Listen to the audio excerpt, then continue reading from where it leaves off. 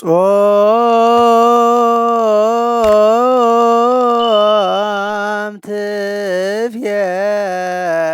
ትፍየውስ ቁስለ ነፍስ ወታጸምም ኩሎ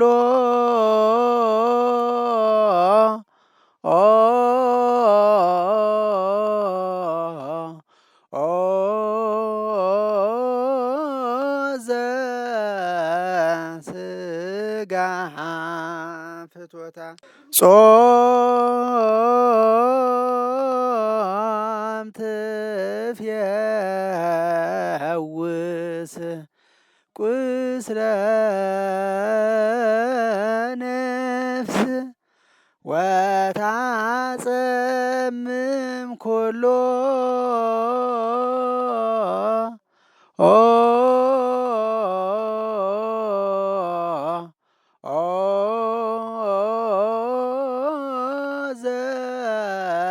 ዘሥጋ ፍትወታ ትሜህሮ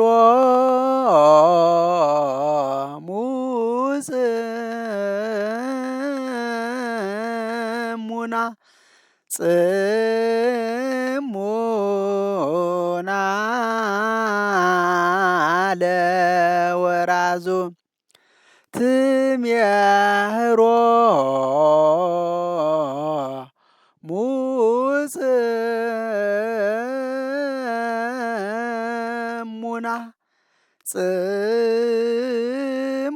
ጽሙና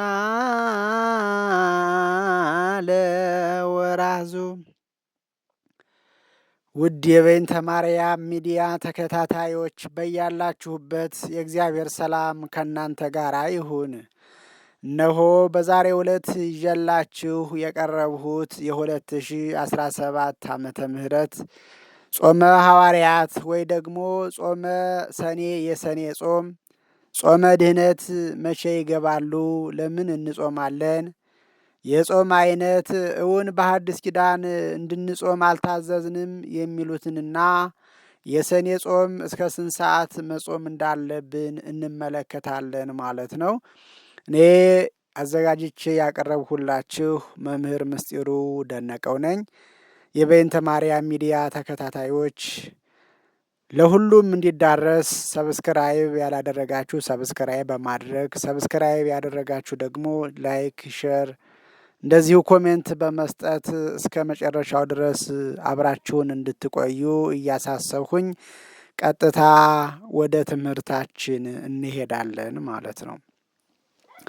እንግዲህ የ2017 ዓመተ ምህረት የሐዋርያት ጾም ወይንም ደግሞ በተለምዶ የሰኔ ጾም መቼ ይገባል የሚለውን ከማየታችን በፊት መጀመሪያ ስለ ጾም ምንነት ማወቅ፣ መረዳት፣ መገንዘብ ይኖርብናልና ጾም ማለት ምን ማለት ነው? ክርስቲያኖች ጾም የሚለው የትኛዋ ጾናት ብትሉኝ አይኑአ የሚመስለው ጸ ሳይሆን ደን የሚመስለው ጸ ነው ማለት ነው። ጾም ማለት በሃይማኖት ምክንያት ያለ ምግብና ያለ መጠጥ መዋል ማለት ነው። መጽሐፈ አስቴር ምዕራፍ 4 ከቁጥር 16 ደግሞም ከስጋና ከሚያሰክር መጠጥ መከልከልንም ያመለክታል ማለት ነው። ነቢዩ ዳንኤል እንደ ጻፈልን በትንቢተ ዳንኤል ምዕራፍ 10 ቁጥር 2 እስከ 3 ድረስ መመልከት ይቻላል። ሌላው የምንመለከተው ደግሞ ጾም ማለት ምን ማለት ነው የሚለውን መጀመሪያ ማወቅ መረዳት መቻል አለብን ማለት ነው።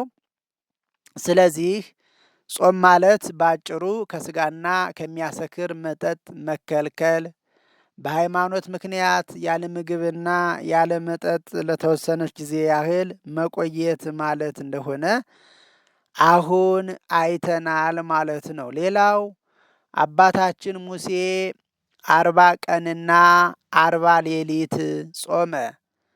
ኦሪት ዘዳግም ምዕራፍ 9 ቁጥር 9 እስከ 19 የእስራኤል ሕዝብ በማስተስረያ ቀን እንዲጾሙ ታዘዙ።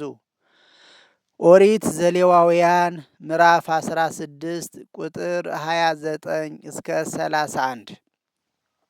ከባቢሎንም ምርኮ በኋላ 4 የጾም ጊዜያት ታወጁ።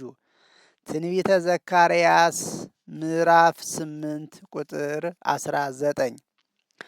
ደግሞም አይሁድ ከሐማ እጅ ከዳኑ በኋላ ጾም ታወጀ። መጽሐፈ አስቴር 9:31። ከነዚህም ሌላ በልዩ ልዩ ምክንያት 2 የጾም አይነቶችን እንመለከታለን ማለት ነው። አንደኛ የግል ጾም፣ ሁለተኛ ሳሙኤል ምዕራፍ 12 ቁጥር 22። የግል ጾም ማለት በራሳችን ኃጢአት ሰርተን ቀኖና ስንሰጥ፣ ንስሐ ስንሰጥ የምንጾመው ጾም፣ የምንይዘው ሱባኤ ማለት ነው። ሁለተኛ የማህበር ጾም ነው፣ በጋራ የሚጾም ማለት ነው። ለምሳሌ የሐዋርያት ጾም፣ ጾመ ማርያም፣ ጾመ ነቢያት፣ የገና ጾም፣ አብይ ጾም፣ እነዚህ የማህበር አጽዋማት እየተባሉ ይጠራሉ።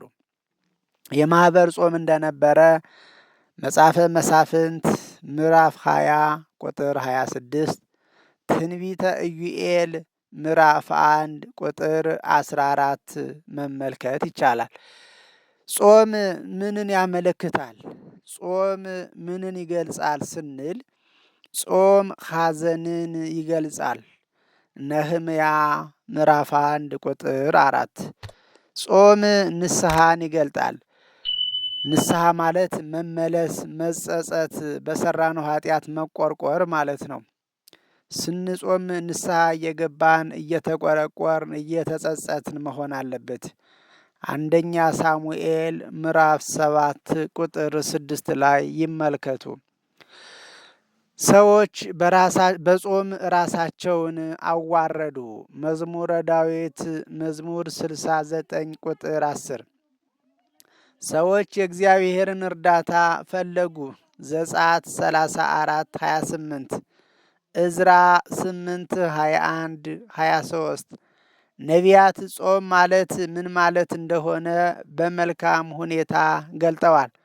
ትንቢተ ኢሳይያስ ምዕራፍ 58 ቁጥር 1 እስከ 12፣ ኤርምያስ 14 11 እስከ 12። በሐዲስ ኪዳን ዘመን አይሁድ የማስተስረያ ጾምን አከበሩ። የሐዋርያት ሥራ ምዕራፍ 27 ቁጥር 9። ፈሪሳውያን ሰኞና ሐሙስ ይጾሙ ነበር። ሉቃስ 18 12። እነ ሐናም ብዙ ጊዜ ይጾሙ ነበር። ሉቃስ 2 37። ክርስቶስ 40 ቀን ጾመ። ማቴዎስ 4 ቁጥር 2። ስለ ጾምም አስተማረ። ደቀ መዛሙርቱ ከእርሱ ጋር ሳሉ አልጾሙም። ከሄደ በኋላ ግን እንደ ሌሎች እንደሚጾሙ ነገራቸው። በጾም ጊዜ እግዚአብሔርን እንጂ ሰውን መመልከት አይገባም። ማቴዎስ 6 16 እስከ 18። ምዕመናን ወንጌላውያንን ሲልኩ፣ ሽማግሌዎችን ቀሳውስትን ሲሾሙ ጾሙ። ሐዋርያት ሥራ ምዕራፍ 13 ቁጥር 2። ዋናው የጾም ዓላማ ከእግዚአብሔር ጋር መገናኘት ነውና ሰው ሲጾም ጊዜውን በጸሎት ሊያውል ይገባል። ጾም ምዕመናን ሁለንተናቸውን ከዓለማዊ ሐሳብና ምኞት መልሰው በመንፈሳዊ ነገር ላይ ሙሉ በሙሉ በማረፍ አብዝተው እንዲጸልዩ ይደረጋል ማለት ነው። ስለዚህ የምንጾምበት ዋናው ምክንያታችን ይሄንን ይመስላል ማለት ነው። እንግዲህ ሌላው የምንመለከተው ደግሞ አሁን በሰፊው እንደተመለከትነው ጾመ ሐዋርያት የሰኔ ጾም መቼ ይገባል? ለምንስ ይጾማል ነው። ጾመ ሐዋርያት ወይም የሰኔ ጾም ሰኔ 2 ይገባል። ሐምሌ 5 ቀን ይፈታል። ይህ ጾም ከቤተ ክርስቲያናችን የአዋጅ አጽዋማት ውስጥ አንዱ ሲሆን ቅዱሳን ሐዋርያት ጌታችንን ምሳሌ አድርገው የጾሙት ጾም ነው። የሰኔ ጾም ይህ ጾም የሐዋርያት ጾም በመባል ይታወቃል። ስለምን የሐዋርያት ጾም ተባለ ቢሉ በበዓለ ጰራቅሊጦስ ሐዋርያት መንፈስ ቅዱስን ከተቀበሉ በኋላ የጾሙት ጾም ስለሆነ ነው።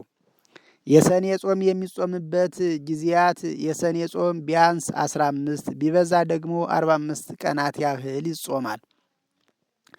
የሰኔ ጾምን እስከ 9 ሰዓት እንድንጾም ቤተ ክርስቲያን አውጃለች። ጾሙ የሚገባበት ቀን በየዓመቱ የተለያየ ቢሆንም የጾሙ ማብቂያ ዕለት ግን ሐምሌ 5 ድረስ ነው።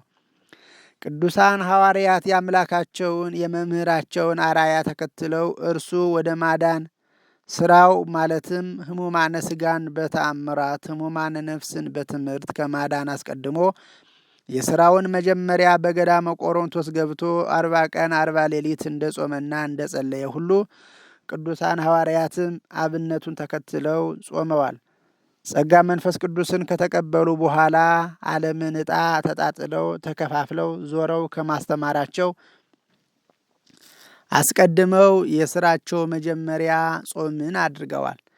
ሐዋርያትም ይህንን ጾም እንደሚጾሙ ጌታችን አስቀድሞ የዮሐንስ ደቀ መዛሙርት ወደ እርሱ ቀርበው በጠየቁት ጊዜ ተናግሮ ነበር። እኛና ፈሪሳውያን ብዙ ጊዜ የምንጦመው ደቀ መዛሙርት ግን የማይጦሙት ስለምንድር ነው አሉት። ኢየሱስም እንዲህ አላቸው፣ ሚዜዎች ሙሽራው ከእነርሱ ጋር ሳለ ሊያዝኑ ይችላሉን? ነገር ግን ሙሽራው ከእነርሱ የሚወሰድበት ወራት ይመጣል፣ በዚያን ጊዜም ይጦማሉ። ማቴዎስ 9:15-16። እኛም ይህንን ጾም የምንጾመው የሐዋርያትን በረከት ለመላበስ እነርሱ ድል ያደረጉትን ዓለም እንድናሸንፈው አምላካችንን ለመማፀን በመሆኑ ነው።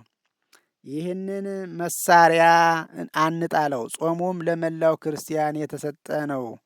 አንዳንዶች እንደሚሉት የቄስ ወይም ደግሞ የቀሳውስት ብቻ አይደለም። ለቄስና ለምእመናን ተብሎ በክህነት ደረጃ የተለየ ጾምም የለም። ጾሙን የበረከት ጾም ያድርግልን፣ በሰላም ያስፈጽመን። አሜን። ወስብሐት ለእግዚአብሔር ወለወላዲቱ ድንግል ወለመስቀሉ ክቡር። ይቆየን። አሜን።